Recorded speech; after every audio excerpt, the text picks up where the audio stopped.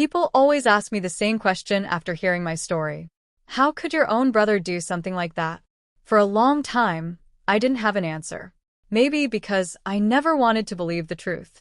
Maybe because admitting it meant accepting that the person I had sacrificed more for than almost anyone else had secretly hated me for years. The strange thing is, it didn't begin with screaming. It didn't begin with a fight. It began with laughter. Not the kind that brings families together. The kind that leaves one person standing alone while everyone else thinks the joke is harmless. 8 months ago, my older brother stood in front of nearly 200 wedding guests, raised a champagne glass, smiled directly at me, and called me the family parasite. Everyone laughed. They thought it was harmless teasing.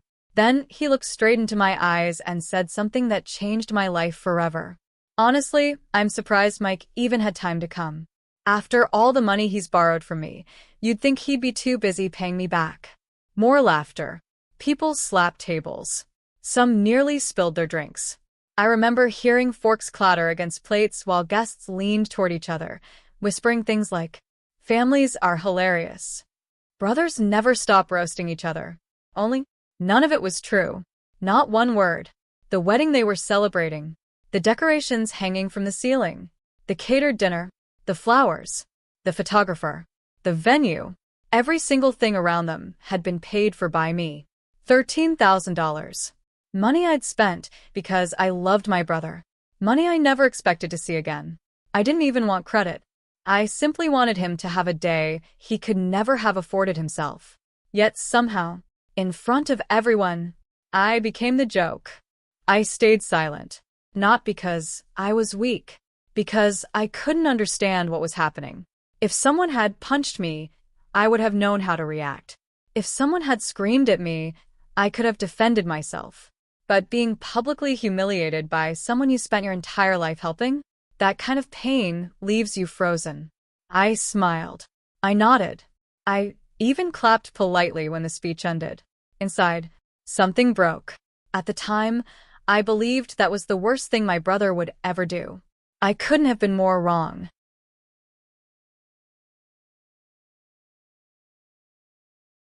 I'm the youngest of 8 children.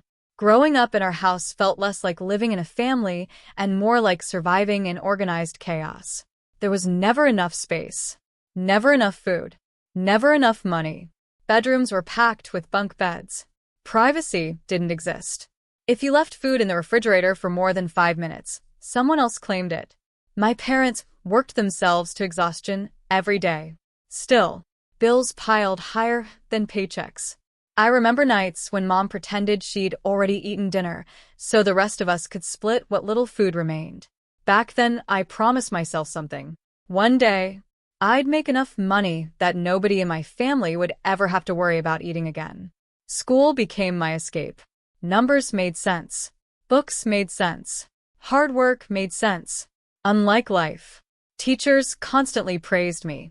They told my parents I had potential, that I should apply for scholarships, that I could do something meaningful. Every report card came home covered in A's. Whenever conferences happened, I'd hear the same conversation outside the classroom. Mike is exceptionally gifted. Mike has real discipline. Mike could go very far. I should have felt proud. Instead, I felt guilty. Because every compliment directed at me became another reminder of what my siblings weren't. Whenever my parents begged my brothers and sisters to study harder or find jobs, someone inevitably shrugged and said, "Relax. We've got Mike." Everyone laughed, including me. At the time, I thought it meant they believed in me. Years later, I realized they had quietly decided I would carry everyone else's weight. The strange part? I didn't mind. Not then.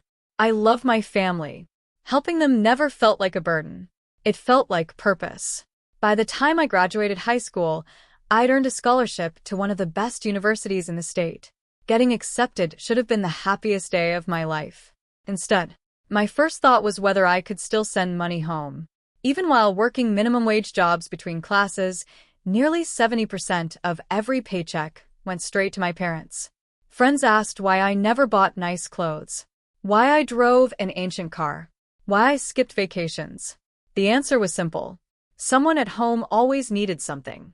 groceries, electric bills, medicine, school supplies for nieces and nephews. I learned early that generosity becomes addictive, especially when the people receiving it genuinely need help. Years passed. I graduated, found a stable career, finally rented my own apartment. Nothing luxurious, just one bedroom with decent furniture and enough room for everyone to gather during the holidays. That Christmas meant everything to me.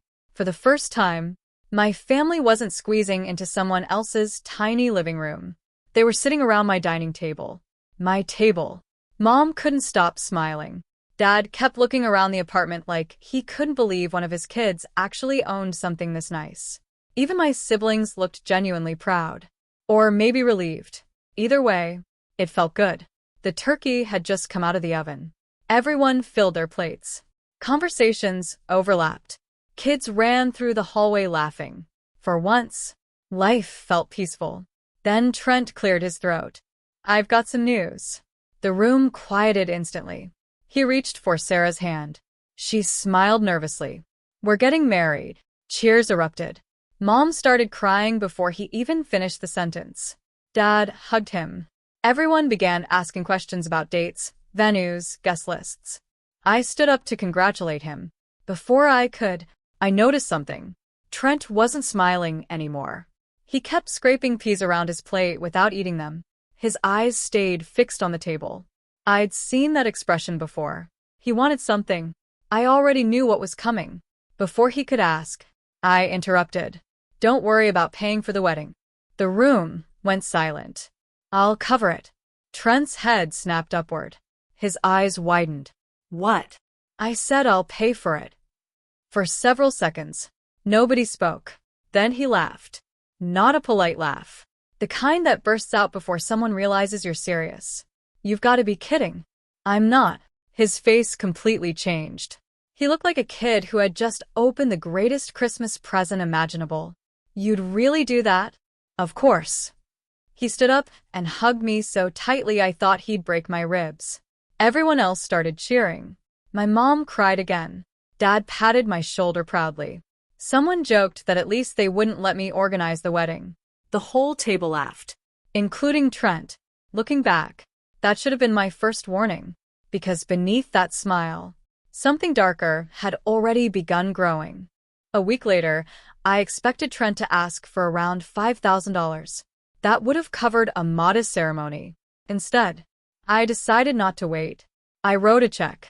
$13,000. Enough to remove every financial worry from the biggest day of his life. I mailed it before he even asked. When he called after receiving it, he could barely speak. "I don't know how I'll ever repay you." "You don't." "I mean it." "I know."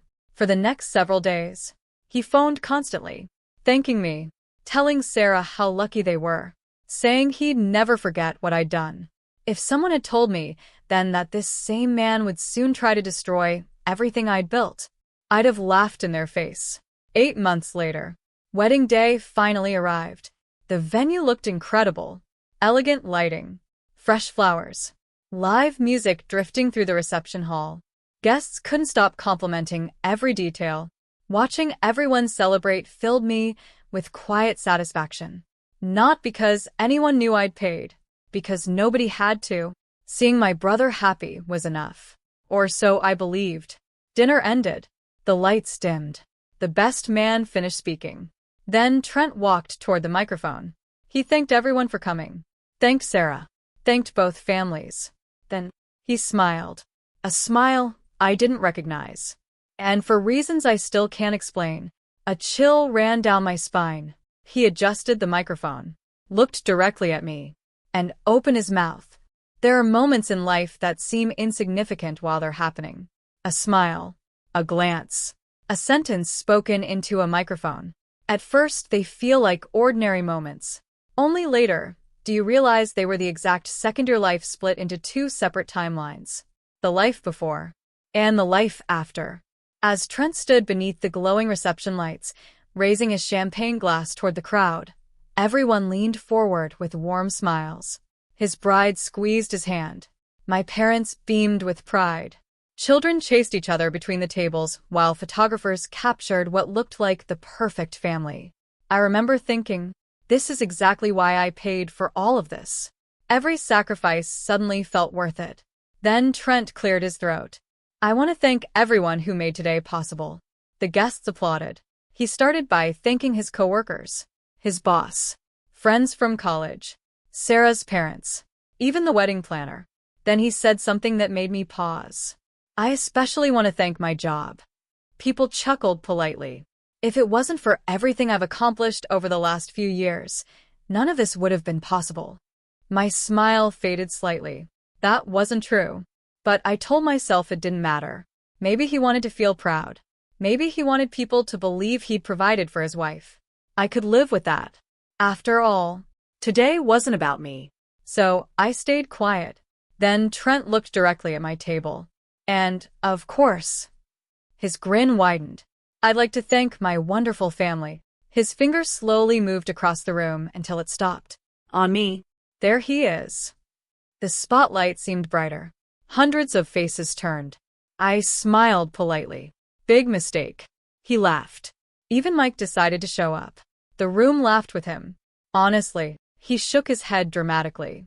I'm surprised he had time. More laughter. Considering how much money he's borrowed from me over the years. The laughter exploded.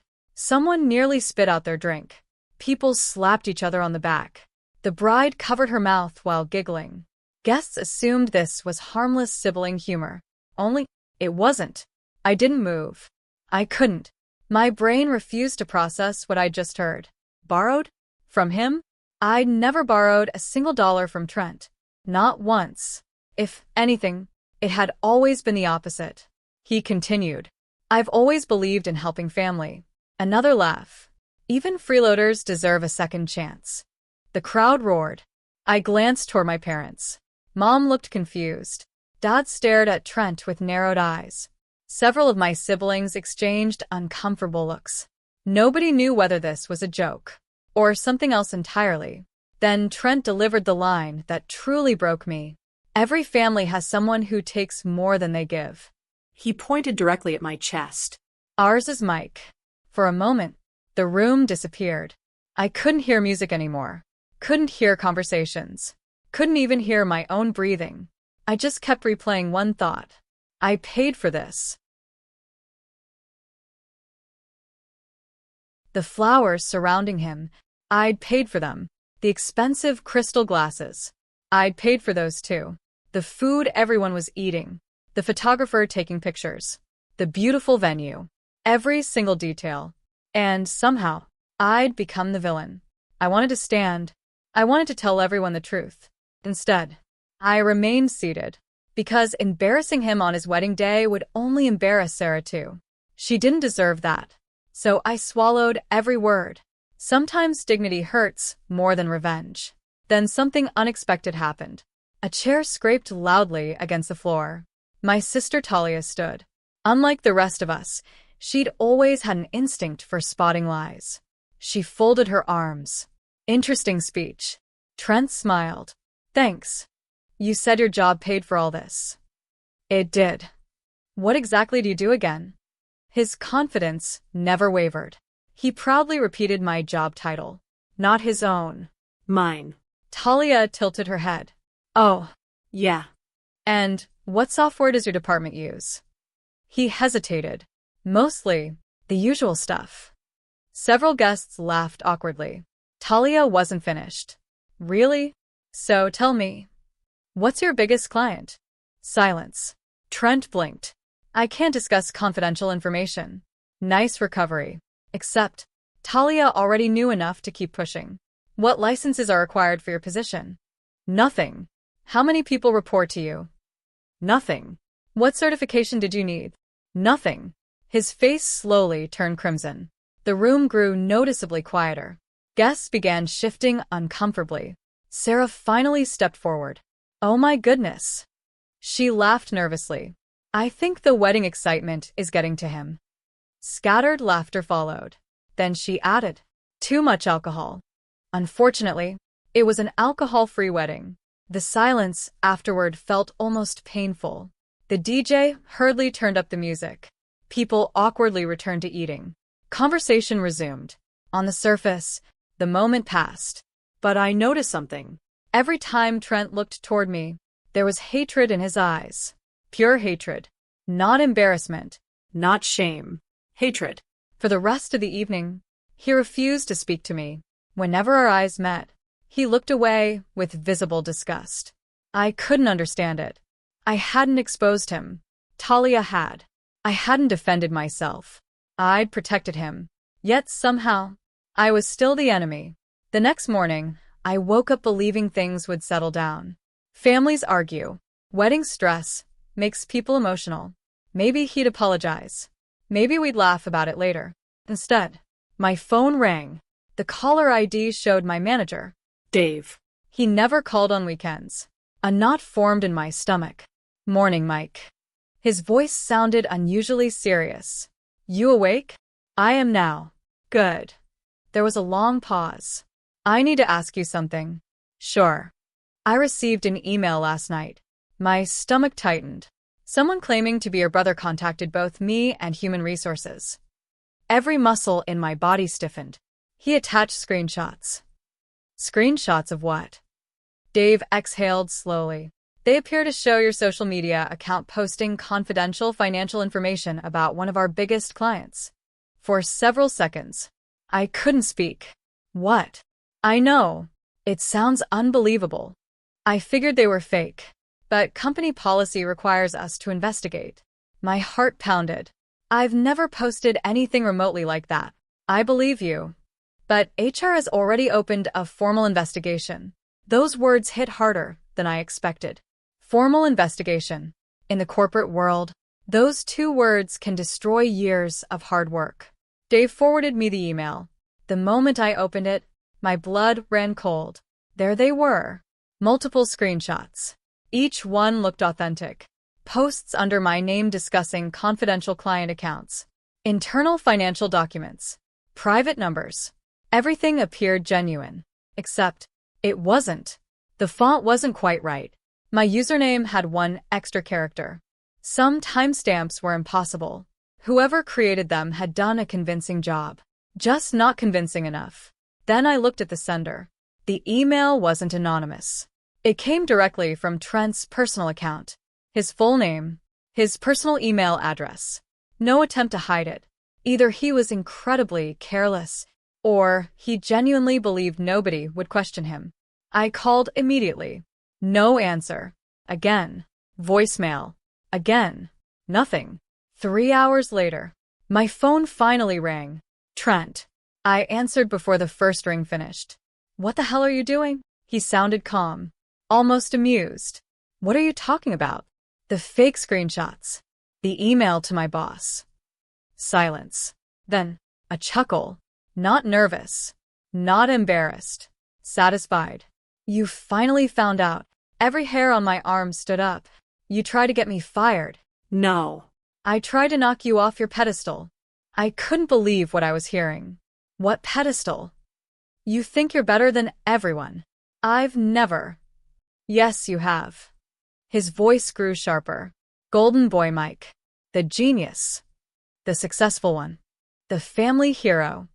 You walk into every room making the rest of us look like failures. I felt completely lost. I paid for your wedding. Exactly, he shouted. You didn't help me. You humiliated me. I blinked. What? You made me look like I couldn't provide for my own wife. I never wanted credit. Didn't matter. Everyone knew. I saw how they looked at me. They pitied me. No one pitied you. They compared me to you. He was breathing heavily now. Mom asked why I couldn't be more like you. Dad bragged about your apartment. Everyone acted like Saint Mike had saved the day. I was the groom. And somehow, it still became your victory. I sat there speechless. For years, I'd believed helping my family brought us closer. Now I was hearing something entirely different. Every act of generosity, every sacrifice, every dollar, had quietly become another reminder of everything Trent believed he'd never achieved. His resentment hadn't started at the wedding. The wedding had simply exposed it. I took a deep breath. Delete the email. No. Tell HR it was fake. No. Trent, I already sent copies to HR. My stomach dropped. And your boss's boss. Another blow. And the client. Everything inside me went cold. You could destroy my career. His answer came, without hesitation. Now you know how it feels. The line went dead. The investigation began Monday morning. 3 interviews. Hours answering questions. Security reviews. IT specialists examining my devices. Every login I'd ever made was scrutinized. Every social media account inspected. Even though the evidence was fake, I still had to prove my innocence. There's something deeply humiliating about defending yourself against accusations you know are impossible. You start questioning whether anyone truly believes you. HR eventually confirmed the screenshots had been manipulated. Digital forensic experts identified inconsistencies. My accounts were cleared. The client accepted the explanation. I kept my job, but not without consequences. Because an investigation had occurred at all. My personnel file received an internal notation.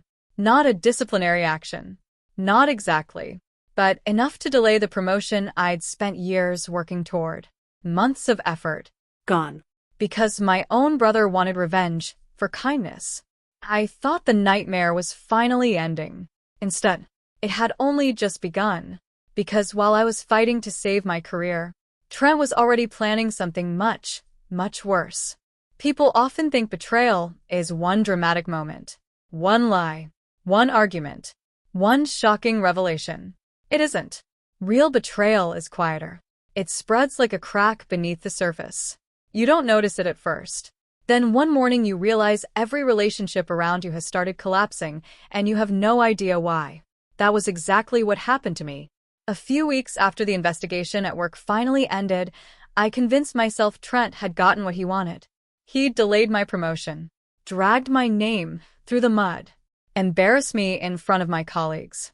Surely that would be enough. I couldn't have been more wrong. One evening my phone rang. It was my mother.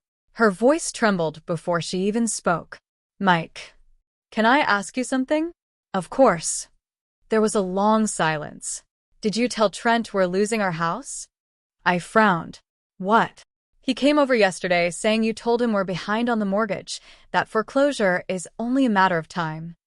I sat upright. Mom, that's not true. He even offered to let us move in with him. For several seconds, I couldn't speak. My parents weren't behind on their mortgage. I'd personally helped them refinance it years earlier. Everything was current. Mom, I never said anything like that. I know. She hesitated. But why would Trent lie? I didn't answer. Because deep down, I already knew. The lies multiplied. Almost weekly. Sometimes daily. Each one carefully designed to isolate me. Trent told my sister Megan that I'd mocked her boyfriend behind her back. He convinced Kyle I'd called his children spoiled. He claimed I'd laughed at Amber for dropping out of college. One by one, my siblings became colder. Family dinners grew painfully quiet. Conversations stopped whenever I entered a room. People smiled less. Questions became shorter. I wasn't just losing arguments. I was losing trust. And trust is much harder to rebuild than a reputation. Every accusation sounded believable because it came from someone they'd known their entire lives. Someone they loved. Why would anyone assume their own brother was lying? Then came the accusation that almost destroyed everything. Late one evening, my mother called again. This time she was crying. Real crying. The kind that leaves people struggling to breathe. Mike, please tell me this isn't true. My chest tightened. What happened? Trent says you've been stealing from Grandma. I froze. Our grandmother lived in a nursing home. All 8 siblings contributed to a shared fund that paid for the little comforts insurance wouldn't cover. Warm blankets, birthday presents, favorite snacks, extra medical supplies. I'd managed the account because numbers had always been my strength. The idea of stealing from her, it made me physically sick. Mom, I would never. He showed U.S. bank statements. There are transfers into an account with your name. I immediately logged into the account. My stomach dropped. The transfers were real. Thousands of dollars. Moved into another account carrying my name. An account I'd never opened. Someone had created an entirely fake identity. And someone had been stealing from my grandmother while making it appear that I was responsible. I called the bank immediately. Fraud investigators froze both accounts. An investigation began that same afternoon. Legally, they couldn't tell me who created the fraudulent account. But they confirmed one thing. It absolutely had not been opened by me. That should have been enough. It wasn't, because facts move slowly. Rumors move fast. The following day, I drove to my parents' house carrying every document the bank had given me. Fraud reports, case numbers, transaction histories, everything. Mom let me inside. Dad barely looked up. I spread the papers across the kitchen table. Please, read these. For nearly 15 minutes, nobody spoke. Finally, Dad asked quietly, "So you're saying someone framed you?" "Yes." "Who?" I swallowed. "I think it was Trent." Silence. My father's face hardened. "That's a serious accusation." "I know, but he's already tried getting me fired. He lied at the wedding. He's been turning everyone against me." Mom looked lost. "But why?" That question haunted me too, until recently. Then Sarah answered it for us. 2 days later, an unknown number called. When I answered, I recognized the voice immediately. It was Sarah. She sounded terrified. "Mike, we need to meet." She chose a small coffee shop halfway between our homes. When I arrived, she was already sitting in the corner, nervously twisting a napkin between her fingers. She looked exhausted, eyes swollen, hands shaking. Before I could even sit down, she whispered, "I'm scared of Trent." Those words caught me completely off guard. "What happened?" She looked around to make sure nobody was listening. "He has a folder on his laptop." "What kind of folder?" She looked directly into my eyes. "It's called Mike's Downfall." A chill traveled through my entire body. She continued, "Every night, he sits there making plans, editing photos, writing fake emails, thinking of new ways to ruin you." I couldn't believe what I was hearing. This isn't just anger anymore. It's obsession. Then she leaned closer. "Last night, I heard him talking about getting into your apartment." My heart stopped. "He still has your spare key, doesn't he?" I hadn't even thought about it. Years earlier, I'd given him a copy for emergencies. I'd completely forgotten. Sarah lowered her voice. "He mentioned planting something illegal. He said once the police found it, your perfect life would finally be over." For the first time, I wasn't just worried. I was afraid.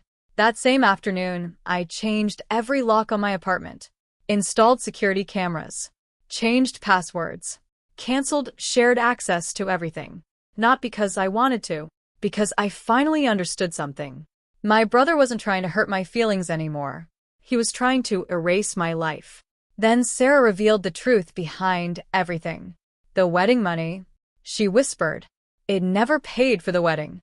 I frowned. "What?" "He only spent about half." "So, where did the rest go?" She looked down. "Gambling." Apparently, Trent had accumulated massive gambling debts months before proposing. The wedding check hadn't been a blessing. It had become his escape. Half the money disappeared before invitations were even mailed. When the debts returned, he panicked. That's when he began stealing from Grandma's account. And, because he knew I managed the finances, he framed me. Everything suddenly made sense. The lies, the resentment, the fake screenshots, the attacks. It wasn't about money anymore. It was about protecting the illusion he'd built. As long as everyone believed I was the villain, nobody would look closely at him. Sarah agreed to help. The next afternoon, she returned to collect belongings from their apartment while Trent was at work. She brought back one thing: his laptop. Using the password she already knew, we opened it. None of us were prepared for what we found. Folders. Hundreds of files. Photos of me digitally altered to make it appear I'd been using drugs. Fake conversations. Counterfeit bank statements. Draft emails ready to send to my employer. Detailed timelines. Even a document labeled Phase 3. Inside. Step-by-step instructions explaining how to plant illegal substances inside my apartment before anonymously calling the police. My sister Talia stared silently at the screen. Sarah covered her mouth. I couldn't breathe. This wasn't jealousy. This wasn't anger. It was premeditated destruction. Months of planning. Months of hatred. Every doubt I'd had vanished. We copied everything onto a flash drive. Then I sent one message to my family. Please come to Mom and Dad's tomorrow. It's important. Everyone except Trent.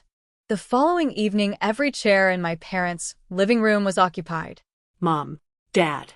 My brothers. My sisters. Even Grandma sat quietly beside the window. Nobody knew why they were there. I connected my laptop to the television. Without saying a word, I opened the folder. For nearly half an hour, nobody spoke. Every fake document, every edited photograph, every stolen bank record, every plan, every lie, displayed one after another. The silence became unbearable. Mom cried. Dad looked 20 years older. Kyle kept whispering, "This can't be real." Then Sarah stood. I found everything myself. I wish none of it existed. But it does. Grandma, who had remained unusually quiet, suddenly spoke. Her voice was weak, but still clear. He was always jealous. Everyone turned toward her, even when he was little. He couldn't stand seeing another child praised. The room fell silent again. Then, the front door burst open. Trent. His eyes immediately landed on the television. Then on Sarah. Then on me. What is this? Nobody answered. He stepped forward. You went through my computer? I calmly stood. No. The truth came looking for us. For a brief moment, I saw genuine panic cross his face. Then anger replaced it. You don't understand. I had no choice. Dad stood. You always had a choice. Mom wiped away tears. You stole from your grandmother. You tried ruining your brother. You lied to every one of us. Trent looked around desperately. No one defended him. Not one person. Finally, his shoulders collapsed. The anger disappeared. So did the arrogance. I was drowning, he whispered. I didn't know how to stop. No one spoke, because there was nothing left to say. Dad made one final decision. You have two options. You report yourself. You repay every dollar. You enter treatment. You tell the entire family the truth. Or, we go to the police. For the first time since childhood, I saw fear in Trent's eyes. Real fear. 3 days later, he agreed. Recovery wasn't quick. It wasn't emotional. It wasn't cinematic. It was painfully ordinary. Gamblers' Anonymous meetings. Therapy twice a week. 2 jobs to repay Grandma's money. Letters of apology to every family member he'd lied to. Sarah filed for separation. She told me later, I still love the man he used to be, but I can't live with the man he became. I understood. Months passed. Slowly, life settled. I eventually earned the promotion I'd lost. Not because someone gave it back, because I earned it again. This time, I also learned something I'd ignored for years. Helping family doesn't mean sacrificing yourself. Love without boundaries eventually becomes permission. For years I believed carrying everyone made me strong. Instead, it had made me blind. Now, I still help, just differently. Sometimes helping means saying yes. Sometimes, it means saying no. About a year later, Trent invited me for a beer. I almost refused. But I went. He looked healthier. Older somehow. More humble. My therapist says I've spent my entire life competing with you. I laughed softly. I didn't even know we were competing. I know. That's what makes it so pathetic. He stared into his glass. I kept thinking your success meant my failure. It never did. No. It was my own choices. Then he looked at me. I don't expect forgiveness. I only hope someday you'll trust me enough to call me your brother again. I thought for a long moment before answering. I never stopped calling you my brother. You stopped acting like one. His eyes filled with tears. Neither of us spoke after that. We didn't need to. Some wounds never disappear completely. They simply stop bleeding. Today our relationship is cautious, respectful, Honest. He still attends therapy. He still hasn't missed a recovery meeting. He eventually started a small mobile detailing business using money he earned himself. The first time he showed me his business plan, he didn't ask for an investment. He asked for advice. That meant more to me than any apology, because for the first time in his life, He wasn't trying to take from me. He was trying to stand beside me.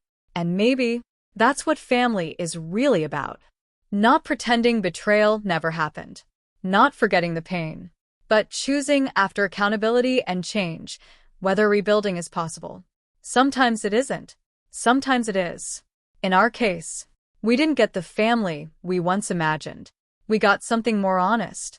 A family that finally stopped hiding behind appearances, faced uncomfortable truths, learned that generosity needs boundaries, and discovered that forgiveness is only meaningful when it follows genuine accountability. And that became worth far more than the $13,000 I once spent on a wedding.